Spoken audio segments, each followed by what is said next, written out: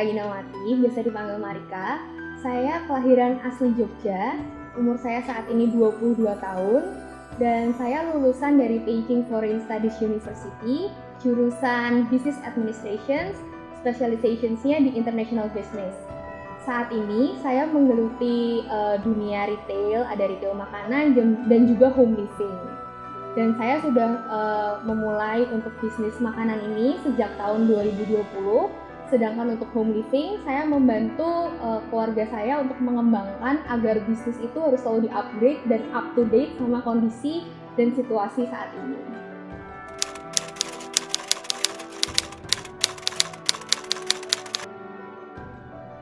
Tantangan sebagai perempuan menurut saya yang saya hadapi di kehidupan saya itu masih banyak stigma dan stereotip tentang bagaimana perempuan itu harus berlaku, bersikap, dan bahkan dalam bekerja. Ini contoh, seandainya kita ingin meraih mimpi yang tinggi, kita ingin jadi entrepreneur, kita mau bekerja sebagai profesional, itu nanti tetap aja ada anggapan bahwa itu masih hal yang tabu.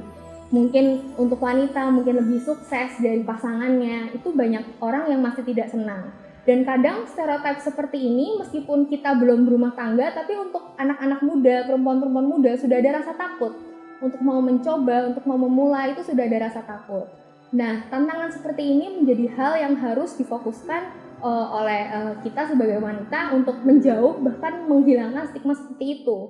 Kalau stigma seperti itu mungkin dulu melumpuhkan mimpi-mimpi generasi tua, para pemuda, para orang-orang tua, itu tidak boleh memengaruhi kita para generasi muda. Kita harus merubah stigma dan berani memulai semua.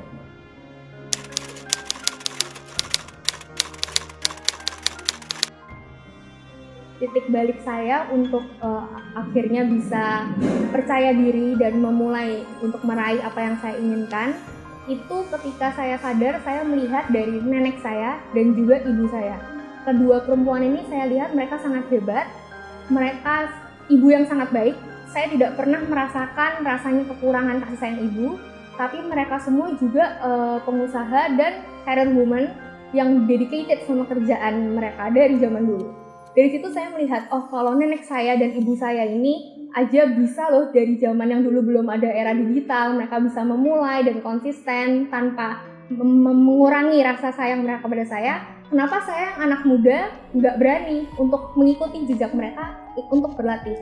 Jadi ketika saya sekarang diuntungkan sekali ya hidup di masa seperti ini, bahkan dengan handphone aja saya udah bisa berusaha untuk melakukan yang terbaik untuk misalnya berjualan atau belajar di digital marketing. Di sini saya merasa oke, saya harus bangkit, saya harus nggak boleh kalah dengan orang-orang lain.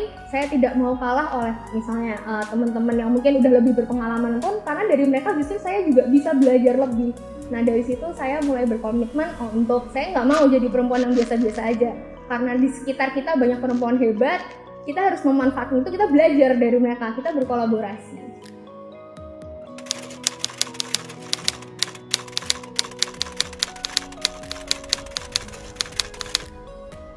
Kenapa sih kita jadi orang harus punya motivasi untuk sukses ya? Kalau dari pengalaman saya pribadi dan apa yang masih saya inginkan untuk sukses, sekarang gini, kita itu hidup nggak sendiri. Kita hidup berdampingan dengan banyak orang. Dan lingkungan kita, orang-orang sekitar kita, itu juga yang membentuk diri kita akan menjadi seperti apa. Ketika kita mau belajar, kita mau menjadi orang sukses, kita bisa membantu setidaknya orang-orang sekitar kita dulu nih. Kita bisa membantu, berkolaborasi, memperkaryakan misalnya. Nah, melihat orang-orang lain ini happy, senang, senyum, itu juga membuat energi positif buat kita. Hati kita terasa ayem, hati kita senang. Jadi mulai dari situ ketika saya mulai merasakan bahwa saya mau belajar dan ada impact, kali itu saya mulai sadar kalau oh ternyata perjuangan saya ini membuahkan hasil loh. Oh ternyata dengan saya belajar dan gak cuma belajar buat diri saya sendiri, tapi saya membagikan ke orang-orang sekitar, ternyata mereka ikut senang dan saya ikut senang. Nah dari situ saya jadi termotivasi, gimana sih caranya saya bisa bantu lebih banyak orang bisa berbagi kebahagiaan, saya kasih kebahagiaan ke mereka, mereka kasih kebahagiaan ke saya juga. Dari hal simpel kayak gini, ini ternyata bisa memotivasi saya untuk oke, saya mau sukses, saya mau menginspirasi lebih banyak orang lagi di masa depan.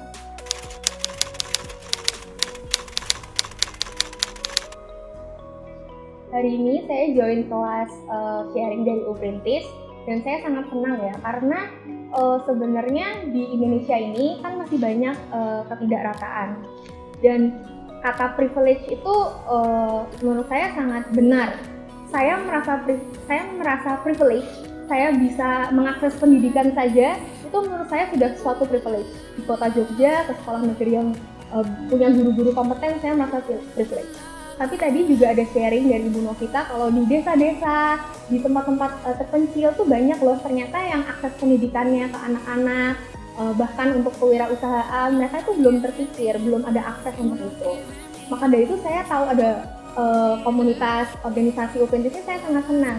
Ternyata ada juga emang organisasi yang memiliki good cause untuk membantu pemerintah dalam mengejar kerataan ini. Nah, dan di sini fokusnya terhadap perempuan juga saya sangat senang karena kalau di kota besar aja masih ada stigma, apalagi di kota kecil yang karena itu tadi belum ada banyak privilege untuk mengakses pendidikan, informasi, keterbukaan dan lain sebagainya.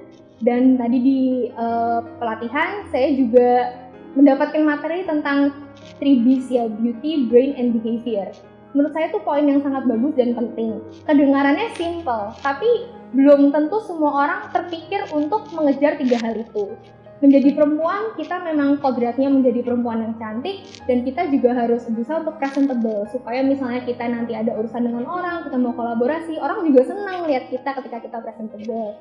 Terus juga brain, kecantikan tanpa ilmu, tanpa semangat untuk belajar juga percuma.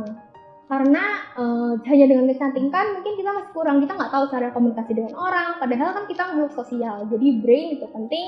Dan yang terakhir behavior, sikap kita, etika kita harus misalnya bekerja juga pakai hati, kita harus juga bersimpati dengan orang.